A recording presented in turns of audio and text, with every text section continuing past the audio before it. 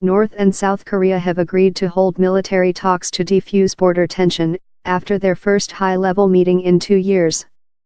The North will also send a delegation to the 2018 Winter Olympic Games taking place in South Korea in February. Agreement was also reached to reinstate a military hotline suspended 2 years ago, the South's government said. However, the North's delegation was negative on the subject of denuclearization, the South added. After a day of negotiations, the two sides issued a joint statement which confirmed they had agreed to hold military talks on defusing military tension. The North also agreed to send a National Olympic Committee delegation, athletes, cheerleaders, art performers, spectators, a taekwondo demonstration team and media to the Games, while the South would provide the necessary amenities and facilities. The statement also referred to exchanges in other, unspecified areas and other high-level talks to improve relations, the South's Yonhap news agency reports. The South asked the North to end any hostile acts that might raise tension, while the North agreed there was a need to guarantee a peaceful environment on the peninsula, a statement from the South's government said. Other details had been released throughout the day by officials from the South. The North's reaction to these proposals is not known. In his opening remarks, the head of the North Korean delegation, Ri Sung-kwon, was fairly neutral. He said he hoped the talks would bring a good gift for the new year and that the North had a serious and sincere stance. They were held in the Panmunjom Peace Village in the Demilitarized Zone, DMZ, at the border. 5 senior officials on each side attended and the leaders of both were said to have watched the talks via a CCTV feed. In his New Year address, North Korean leader Kim Jong-un had said he was considering sending a team to the Olympics.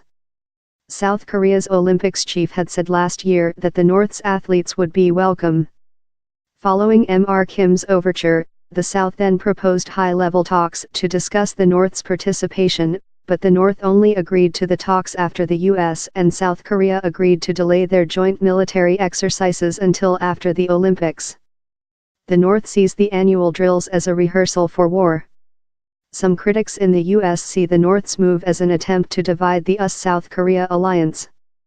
Analysis: Newsbay's Rupert Wingfield Hayes in Seoul. A little over a week ago North Korea was threatening nuclear war. This morning a delegation from Pyongyang strode across the demarcation line that divides North and South Korea and agreed a North Korean delegation would attend the Pyeongchang Games.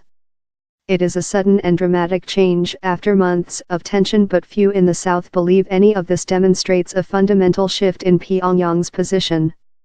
Experts say North Korea's leader Kim Jong-un has become increasingly fearful that the US is planning a military strike against him, and has decided he must do something to de-escalate tensions. South Korea's President Moon Jae-in has been put in the delicate position of trying to engage the North in genuine dialogue, while not upsetting his very skeptical American ally.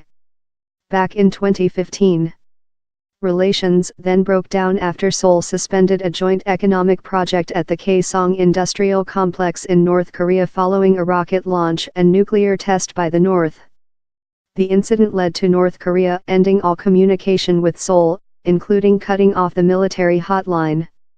Tensions have risen in the years since. The North's development of its nuclear program has continued unabated and has created a huge diplomatic conflict with the U.S. administration of President Donald Trump.